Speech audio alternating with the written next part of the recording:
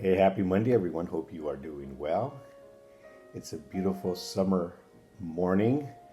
Uh, I just woke up not too long ago. Excuse my hair out of place, but I'm here enjoying my coffee and having some reflective thoughts. And This is in the raw, unscripted, unedited, unpracticed conversation. I'm still waking up. Sorry, I'm still kind of getting the day started here, and apologize for that. Anyways, this morning I was reading during my devotional in Ephesians, and sorry for the loud music. I was reading in Ephesians, and chapter 6. It talks about how we should conduct ourselves in the workplace. I don't know if you knew this or not, but the Bible also gives us guidance on how to conduct ourselves in the workplace. You know, many of us have been there. I know I've been there in my career. When I was working in the bank 24 years ago, and now, working as a educator for 24 years. We've been there where, we are not happy. And I think I've talked about this before. We're not happy about our employment. We're not happy with the working conditions. We're not happy with people that we work for. And, and that doesn't really set in well with us, right? But look what it says here. And I'm going to read it actually in the,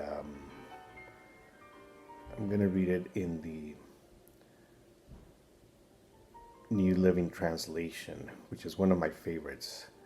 It's very clear. And it says, actually, where is it? Here it is. And Paul, when he writes this to the Ephesians, and in that time, people owned slaves. Slavery was common, and people owned slaves, and all the work that was done in those days was done by slaves, and so it talks to slaves, and if we can take it not in the negative connotation, because we're not slaves obviously, but we are employees, we are workers, right? And it says, slaves, obey your earthly masters with deep respect and fear.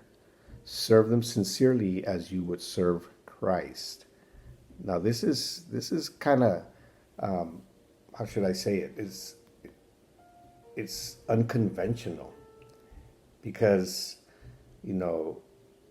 it's telling slaves, obey your earthly masters with deep respect and fear. Serve them sincerely as you would serve Christ. It's telling them to be respectful, to be fearful of their masters.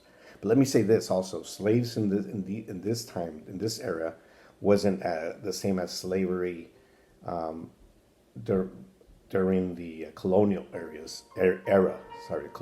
as we know it. Not that slavery is ever good. Slavery is not good, right? But during the colonial era, people that were brought over to America as slaves were mistreated, were discriminated, were, were, what do you call it? They were not treated as human beings. In this era, even though slavery is not good, people became slaves because they owed a debt to somebody. And it was normal for them to say, okay, I will become your slave to pay your debt. People became slaves because they conquered other lands and they brought them over, and they brought them over as workers.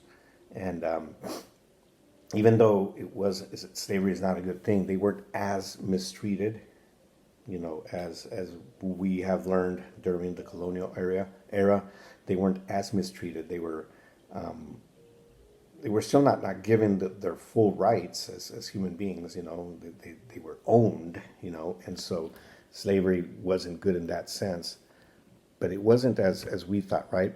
And so it says, obey your earthly masters with deep respect and fear. Now, if we could substitute the word slaves to workers, or to if we can substitute that with employees, right? Because that's what we are, And again, I'm not saying that we're comparing ourselves to slaves, but we could say, employees, obey your bosses or your managers, or your supervisors with deep respect and fear.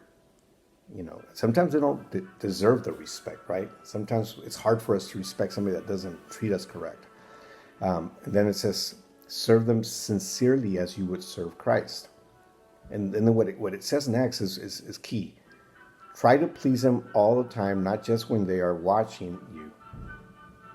And then it says, as slaves of Christ, do the will of God with all your heart. Work with enthusiasm as though you were working for the Lord rather for the people. And this is where it makes sense here.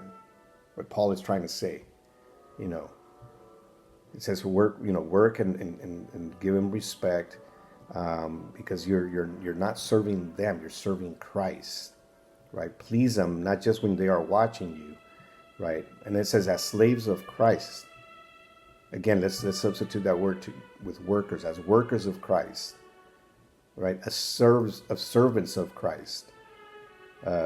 Do the will of God with all your heart. And it says work with enthusiasm as though you were working for the Lord rather than the people. So what Paul is saying here is, you're not doing this for a certain person or a certain company or a certain organization. You're doing this for Christ. When you are working, you're representing Christ. When you are serving, when you are working, you're representing, something higher than that. Even though you're doing an earthly job, you're representing the kingdom of God. And it says, remember that the Lord will reward each one of us for the good we do, whether we are slaves or free. And what he's saying is, God is going to take care of your reward. If you are being mistreated, if you are being discriminated, if, obviously all those things are unjust. But, sometimes we spend our efforts, our time, our energy in trying to make things right. But what God is saying, just leave it up to me. You do what you're supposed to be doing. You do what is well. You do what's correct. I will take care of the rest. And, I'm here to tell you that is true. It's happened with me. I worked in situations, in conditions that were not favorable for me. I've had supervisors, managers, principals, that have not been just with me, that have, treated me wrongly. And what did I choose to do? I chose to just continue doing my job, continue doing what I am supposed to do, continue being a good servant, a good worker. And God took care of the rest. God gave me favor. God gave me, grace, and I was able to advance. I was able to, enjoy better working conditions, better relationships with my coworkers and my supervisors. And every time we let God take care of the situation, God will do that. If you haven't experienced that, and if you find yourself in a job or in a workplace that is not pleasant for you, the only thing I can say is continue doing your job, continue doing what you are supposed to do, and God will take care of the rest. Because I've seen that happen. Not just with me, I've seen it happen with other people as well. Anyways, I know I went a little long this morning. I hope everything is well. Stay cool. If it's hot where you're at, it's hot here. It's starting to get very hot. And at least for us here in San Diego, some of you will laugh, but we're up in the 80s. And it is hot for us. But anyways, have an awesome rest of your day and a great week.